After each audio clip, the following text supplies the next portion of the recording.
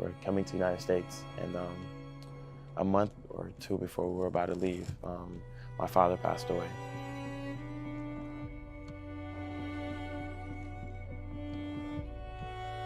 Alo, nkonyini Shalom, Ezekiel Kojo, Tute, Muso, Togo, Palime.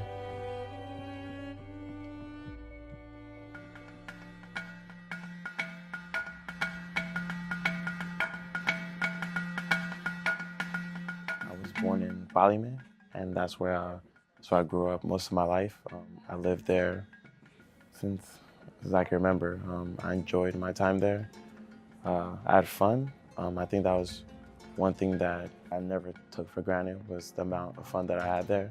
When I was growing up, I grew up with my grandma and most of my relatives, but not my mom. My mom, at a younger age, she was granted a visa to come to the United States. In 1991, 1992, there was a civil war going on back in Togo. I would say the country is corrupt, and there is a lot of people who have protested that there should be a change and that something should happen. The same family has been in rule for over 50 years now.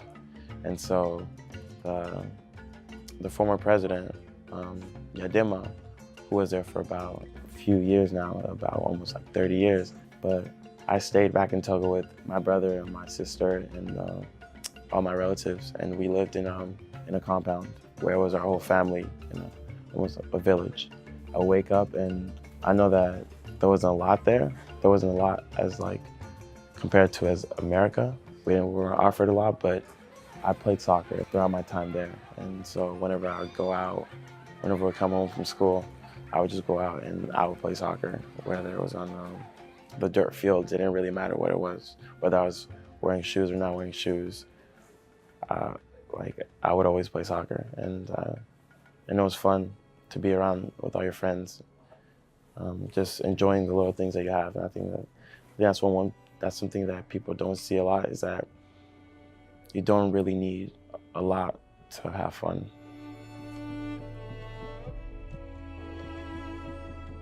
We're coming to the United States, and a month or two before we were about to leave, my father passed away.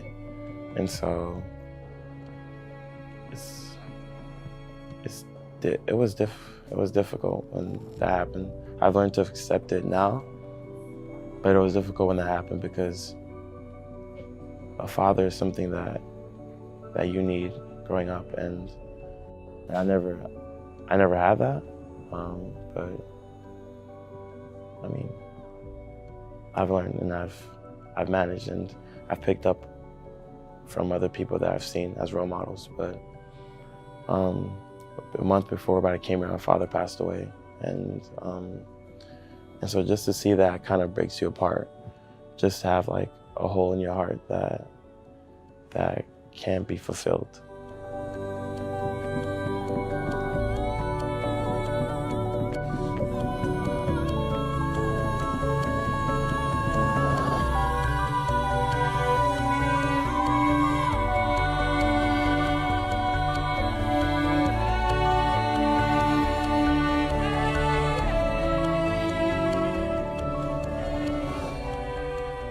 We stayed in Charlotte, North Carolina. When we moved there, there's a place where a lot of refugees and immigrants are placed in apartment complexes, and that's where we lived. And we lived in a 2-bedroom apartment there was multiple.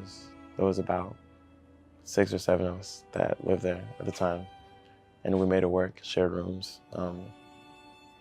And throughout those times of hardship, I learned that not to take anything for granted. When I was around 14, 15, I ended up hanging around kids that I thought were cool, and guys that I knew that was gonna teach me how to fit into the culture. I think the reason why I did that is because I really did not have an influence in my life. And so I picked up on things that I saw. And at the time, I didn't know what was right or wrong. I didn't really know much, but I picked up on that. And so going throughout that, I was stuck in a phase where I was still looking for things to complete my life. looking for people to accept me, looking for something to just fill my heart. My mom ended up telling me to try out for a school called Garrett High School. And I met a man there named David Garrett. And he told me to come see a ministry. And he told me that God has a plan and a purpose for your life, whether you know it or not, and that he cares for you. And at that time, I didn't really trust him. I didn't really trust anybody at the time. I didn't go, but he messaged me again and told me to come. And I came into that place, and I felt like there was something different, and the people were different. People loved you and people cared for you, and it didn't matter where you were from. It didn't matter what race you were. It didn't matter how you looked, but they saw you as a child of God. And that was the moment where everything changed for me, that I saw that people cared, and I saw that there are people out here in this world that are not just living for themselves, but they're living for others.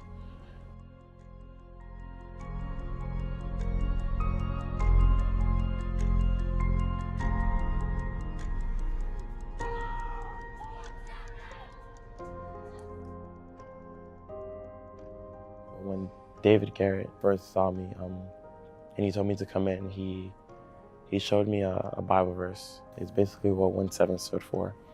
And 1:7 comes from the book of Jeremiah. God told Jeremiah that he wanted him to go out and to be a prophet of his and to spread his words. And Jeremiah looked back on God and told him that I'm too scared, that I'm young. How could I ever go out and lead people? How could I ever go out and spread your word? And God looked back in Jeremiah and told him that don't ever say those words to me, because before you were ever formed in your mother's womb, I knew you and I set you apart from every other person on this earth. And it doesn't matter where you go, it doesn't matter what you do. Go out and I'll give you the words to speak.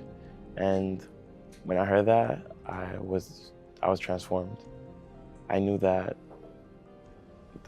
I wasn't the same as everyone, that everyone was made differently, and God set a plan and a purpose for each and every person on this earth that only they can uphold, only they can perform.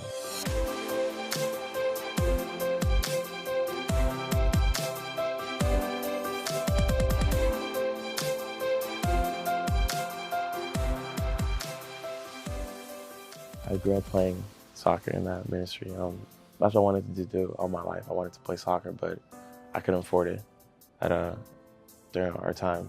And so I'll go out and play with like Hispanics that were in my neighborhood, and it'll just be that type of like Hispanic league soccer. And they gave me the chance to play club soccer. And for the first time, I enjoyed it. There was a guy named Tresor who played on the soccer team, and we were at church. I always saw that he was different from me. He grew up in a neighborhood that was close to mine and dealt with the same circumstances I dealt with. He was doing well in school, in soccer, and I wanted that in my life. Not because of like the soccer, but out of the relationship that he had with God and how he connected with him. Out of that, I wanted that in my life. And then I decided to give my life to Christ.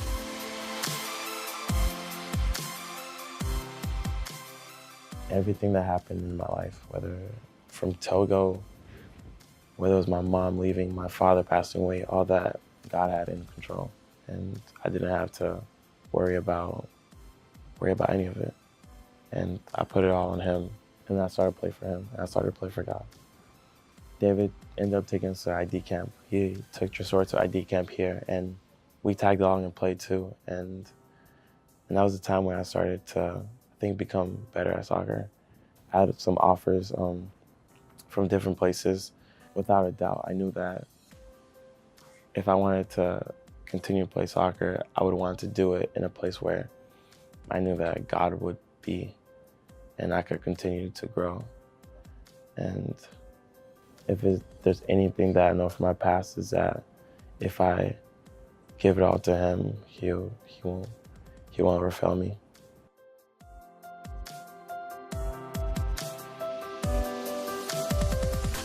I am a center back for the Liberty men's team. I think going to my senior year, we have a new coach. Things have changed, system have changed, a lot of things have changed, and I think in the upcoming fall we'll be ready to compete for a championship.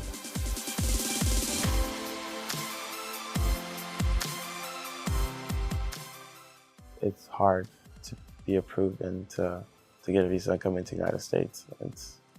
It's tough, and so I'm grateful that my family is here. And I mean, most of my life I question like how we came here, like why it was us, because I know there's multiple families, multiple people in Togo that would love to have gone into the United States or Europe or anywhere else. But I think that God has a plan for each and every person, and that He chooses a life for us that He knows we're capable of handling. And not everybody's capable of handling the same thing.